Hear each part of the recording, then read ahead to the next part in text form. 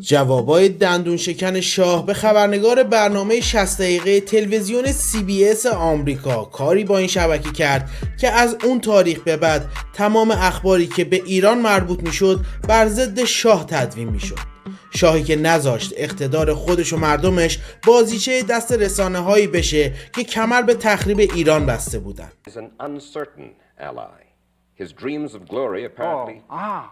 I know. So you would like me to be your stooge? Do you want me to go on or shall I forget about this? Well, some funny points, why not? درود به شما دوستان عزیز، به یه ویدیو جذاب و دیدنی دیگه از کانال برای ایران خیلی خوش اومدید. از اینکه این ویدیو رو واسه تماشا انتخاب کردید صمیمانه ازتون سپاسگزارم. لطفاً با لایک و کامنت و سابسکرایب از ما و این کانال حمایت کنید که باعث دلگرمی. شاه تو مصاحبه با برنامه 60 دقیقه بعد از صحبت کردن درباره اسرائیل و فلسطین به سوالای چالشی خبرنگار آمریکایی هم جواب میده که همین جوابها باعث به جوش اومدن خون این رسانه شد و در ادامه دشمنی پنهانش رو آشکار کرد. سوالایی از ساواک، رشوه گرفتن و شکنجه تو ایران که شاه واسه هر کدومش جوابای دندون شکنی به این خبرنگار داد. پیشنهاد میکنم خودتون این مصاحبه تاریخی شاه رو ببینید و متوجه بشید که شاه ایران چقدر مقتدر و باسواد بود و جلوی دشمناش به هیچ وجه کم نمی آورد. ولی حیف و صد حیف که چنین شخصیتی رو خیلی راحت از دست دادیم. بریم با هم این مصاحبه رو ببینیم و لذت ببریم. The Shah of Iran savors the power and the worldwide attention his oil has brought him. Unlike most autocratic leaders, as his ambition and his military muscle have grown, so has his willingness to talk to foreign reporters. 60 Minutes made its yearly pilgrimage to the Shah's palace in Tehran to canvass the royal views on assorted topics, among them our presidential election. He clearly favors Ford, though he will not say so publicly. He thinks Carter fails to fully comprehend Iran's role in the defense of American interests. On the Middle East, the Shah is committed to a secure state of Israel, but he insists the Israelis must give back the Arab lands they conquered in 1967, and he believes the Jewish lobby in the United States helps breed Israeli intransigence on that matter. In fact, he says American presidents and presidential candidates are too quick to do the bidding of the Jewish lobby. Surely, Your Majesty, you're not telling me that the Jewish lobby in the United States pulls the strings of the presidency? Not entirely, but I think even a little too much, even for Israel interests. You think the Jewish lobby in the United States is too powerful for the interests of Israel? I think so. Sometimes they are disserving the interests of Israel because they're pushing around too many people. How do you mean pushing around? Well, pressuring. They have many means at their disposal. They are putting up pressure on many, many people. And at the end, I don't think that it will even help Israel. Why, if this is true, why would the President of the United States pay attention to that lobby? They are strong. Strong in what sense? They are controlling many things. Controlling what? Newspapers, medias, Your Majesty. Banks, finances, and I'm going to stop there. Well, now wait just a second. You really do believe that the Jewish community in the United States is that powerful? They make the media reflect their view of foreign policy? Mm-hmm. Yes. They do not report, we do not report honestly? Don't mix things, please. I don't say the media. I say in the media they have people. Not the entire media. Some newspapers will only reflect their views, yes. No? The New York Times, for instance, is owned by the Salzburger family, who are Jewish. Are you suggesting that the New York Times is biased in its treatment of the question of Zionism, Israel's existence, the United States' relationship with the Arab world? I will have to put all the articles of the New York Times written on this subject and draw the conclusion. You can put this to the computer and it will answer you. What you're saying is that, yes, you do believe. Well, let's wait for the answer of the computer. Washington Post? The same. The networks? Less. I must say you are speaking with your characteristic candor. Yes, if you like.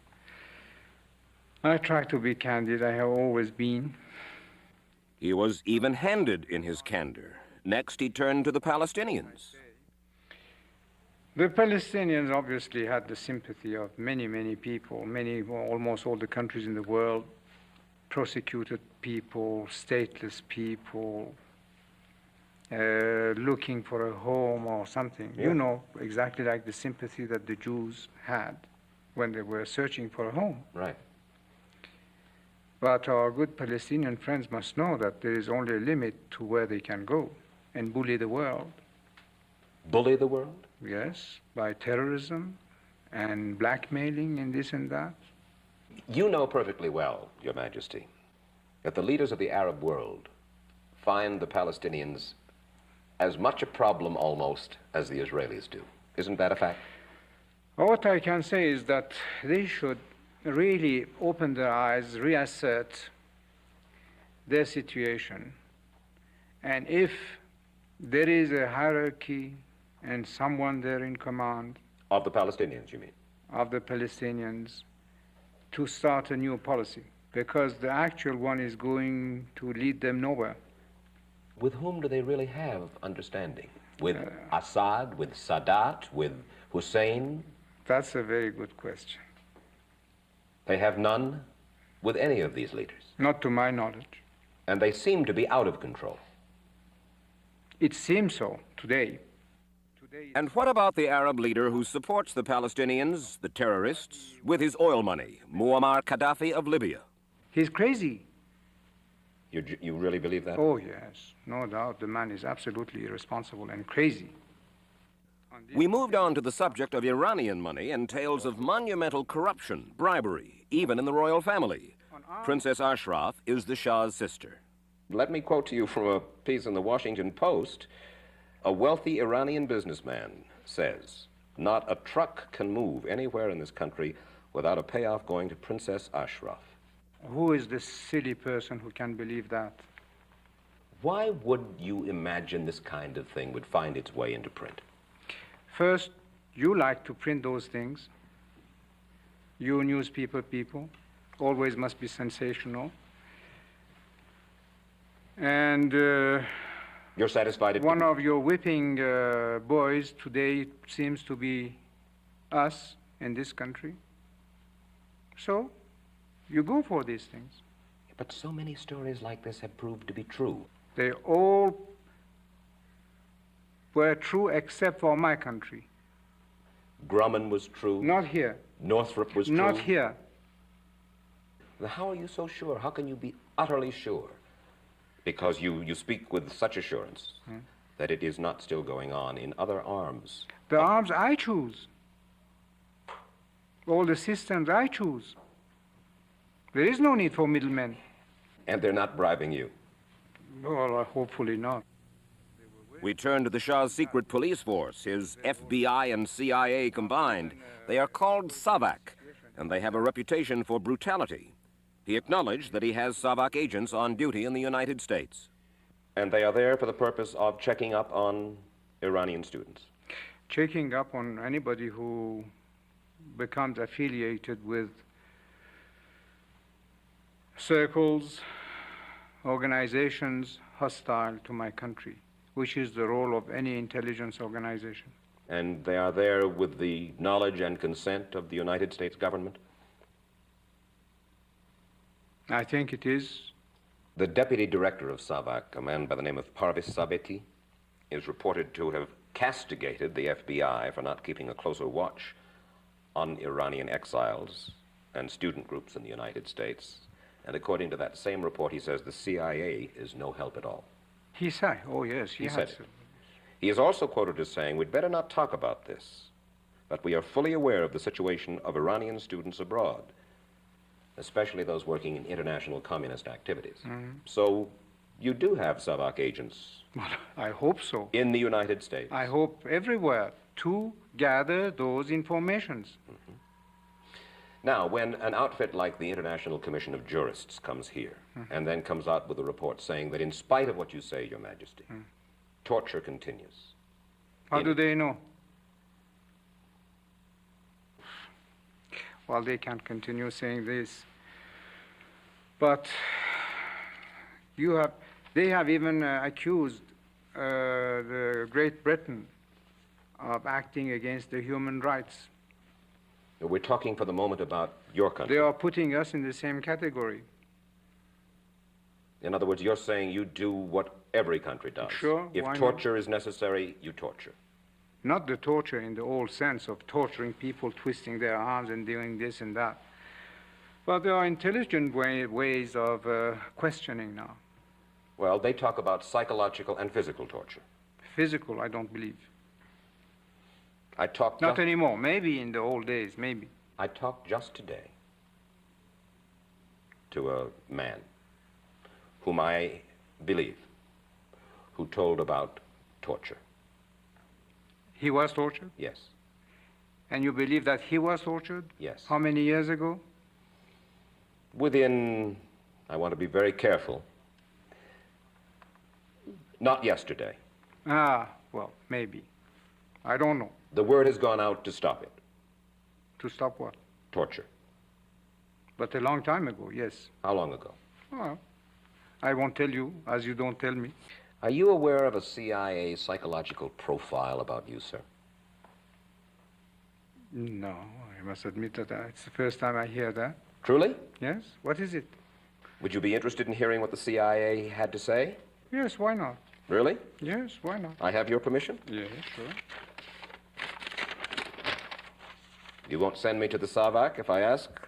No, I would spare you this terrible ordeal of going through torture. This secret study portrays the Shah as a brilliant but dangerous megalomaniac who is likely to pursue his own aims in disregard of U.S. interests. So how could I be your man, your agent, How do you mean? safeguarding your interests? Well, it says that the Shah is an uncertain ally. His dreams of glory apparently... I know. So you would like me to be your stooge? Do you want me to go on, or shall I forget about this, Your Well, Majesty? some funny points, why not? So he went on to quote to him from the CIA profile. His dreams of glory, it said, apparently exceed his ability to finance them. When his oil revenues run out in an estimated 2 decades, he might use his new military power to seize some neighboring oil fields. Shall I go on, or would you prefer that I stop, sir? Well, the question is that I have now that you mentioned, I have seen that appearing in papers, but I think it's lots of imagination in that. A criticism frequently voiced by American business people here, particularly in the last year or two, is this, Your Majesty.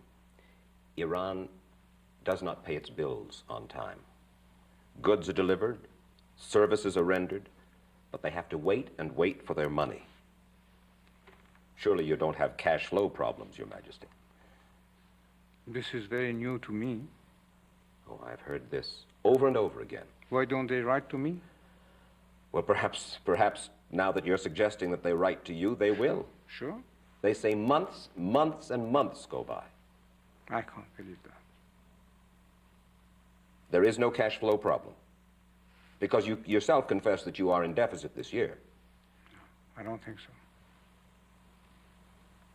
I don't think so. But this is worth looking after. And at least for once you're very useful, that through you we can reach these people and say, why don't they write to me? You say, at least for once you are useful. Why? I'm curious. Why are you willing to sit and answer these questions? Because I like these kind of provocations. It gives me the opportunity of clarifying things that unfortunately are said and not always answered.